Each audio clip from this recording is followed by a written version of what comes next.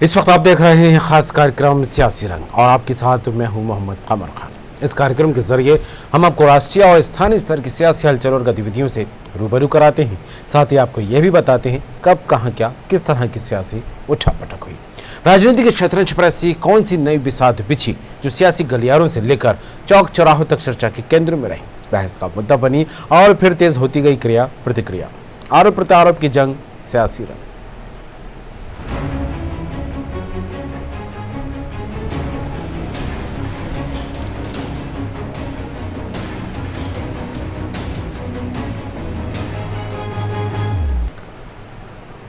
असम विधानसभा चुनाव को लेकर राजनीतिक सरगर्मियां तेज हो गई हैं। सभी दल राज्य के वोटरों को अपने अपने पक्ष में रिझाने के लिए हर संभव कोशिश में जुटे हुए हैं। कांग्रेस महासचिव प्रियंका गांधी वाड्रा ने मोर्चा संभाल लिया है।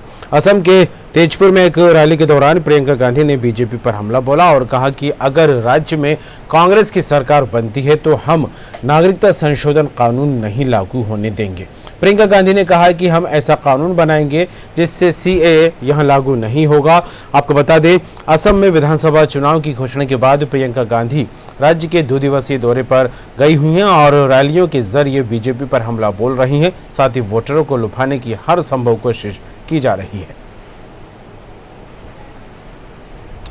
खबर पर बात करेंगे, उमेश निगम हमारे साथ जुड़ गए हैं, पॉलिटिकल एडिटर। उमेश जी, असम, पश्चिम बंगाल, तमिलनाडु, केरल, पुडुचेरी 5 राज्यों में विधानसभा चुनाव है, लेकिन यहाँ पर बात अगर असम की जाए तो आज प्रियंका गांधी वाड्रा यहाँ पर पहुंची और जिस तरह से सभाएं करते हुए उन्होंने बीजेपी के अलावा अन्य दलों पर निशाना साधा और खासकर उनके जो निशाने पर बात रही, मुद्दा रहा वो सीएए को लेकर। किस तरह देखे इस चुनावी बिसात को? जी हाँ, बिल्कुल कमर सही कह रहे हैं आपकी।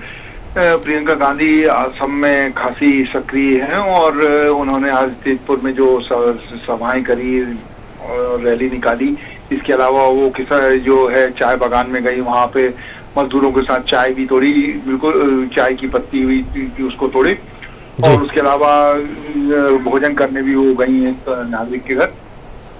इस तरह लगातार सक्रिय, और वो असम में जो मुख्य मुद्दा एनआरसी का है उसको वो भुनाना चाहते हैं। जो वहाँ पे एनआरसी को लेके खासी नाराजगी है, तो कांग्रेस इस मुद्दे को भुनाना चाहती है इस चुनाव में और वो चाहती है कि एनआरसी के सहारे और भी बाकी की जो वहाँ दिक्कतें हैं और सरकार के प्रति जो नाराजगी है राज्य सरकारों केंद्र सरकार के प्रति, उसको भुनाकर सरकार में काबिज हुआ जाए। तो इसके लिए प्रियंका गांधी खासी सक्रिय है। 5 राज्यों में जिस तरह से कांग्रेस लगातार सक्रिय, हालांकि कई जगह उसकी बात भी नहीं बन पा रही है। पश्चिम बंगाल में गठबंधन को लेके झगड़े चल रहे हैं आपस में ही पार्टी के आला नेताओं के बीच में, और वहां भी इस तरह का गठबंधन नहीं हो पा रहा है। लेकिन असम में जो है प्रियंका गांधी आने वाले दिनों में और भी सभाएं करेंगी और उनका पूरा प्रयास होगा कि एनआरसी का मुद्दा जो वहां पे असम में है, इसके अलावा और भी जो दूसरे मुद्दे हैं, स्थानीय मुद्दे और जो प्रदेश के मुद्दे हैं, जो राज्य सरकार से नाराजगी है, उन सबको भुनाने का वो पूरा प्रयास करेंगे। और वहाँ गठबंधन को लेके भी है कि किन किन दलों के साथ क्या गठबंधन किया जाना है, उसको लेके भी आगे रणनीति बनेगी। बिल्कुल उमेश जी, लेकिन जब जब चुनाव होते हैं, चाहे विधानसभा चुनाव हो या अन्य चुनाव को लेकर बात की जाए, क्योंकि पार्टियों के सामने एक सबसे बड़ी जो चुनौती निकलकर सामने आती है वो है वोट बैंक को साधने की। और ऐसे में चाहे बीजेपी की बात हो या फिर कांग्रेस को लेकर अन्य दलों को लेकर बात की जाए, तो असम में जिस तरह का माहौल बनता दिखाई दे रहा है, हर एक राजनीतिक दल अपने अपने हिसाब से सियासी पासा फेंकता दिखाई दे रहा है, तो ऐसे में क्या कुछ गणित बनता दिखाई दे रहा है?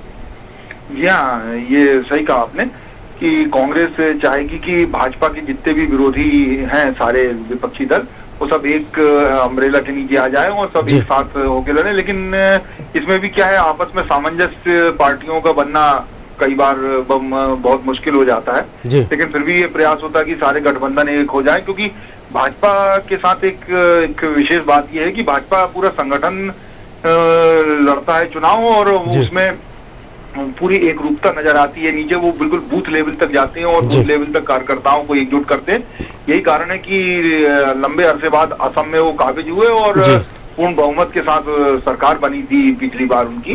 जी चलिए, बिल्कुल कांग्रेस इस बार यही चाह रही है कि इस बार एनआरसी के प्रति जो नाराजगी है असम में, खास वहाँ के लोगों में, तो उसको पूरी तरह से उसको भुनाया जाए और किसी भी कीमत पे इस बार जो है इस मुद्दे को छोड़ा ना जाए जो उनके हाथ लगा हुआ है। अब ये देखना है कि आने वाले दिनों में इसको वो कितना बना पाते हैं और कितने सफलता हासिल कर पाते हैं। बिल्कुल उमेश जी, क्योंकि जिस तरह से सीएए ने एनआरसी को लेकर बात की जाए तो ये मुद्दा देश के सियासी गलियारों में पुरजोर तरीके से गरमाया था, लेकिन किसान आंदोलन के चलते कहीं ना कहीं धूमिल होता दिखाई दिया। लेकिन अब इन सीमावर्ती राज्यों को लेकर बात की जाए तो यहाँ पर अब विधानसभा चुनाव को लेकर एक बार फिर इस मुद्दे को हवा दी जा रही है, और ये हवा क्या कुछ सियासी रुख अख्तियार करेगी, बाकी देखने वाली बात होगी। तमाम बात के लिए आपका शुक्रिया।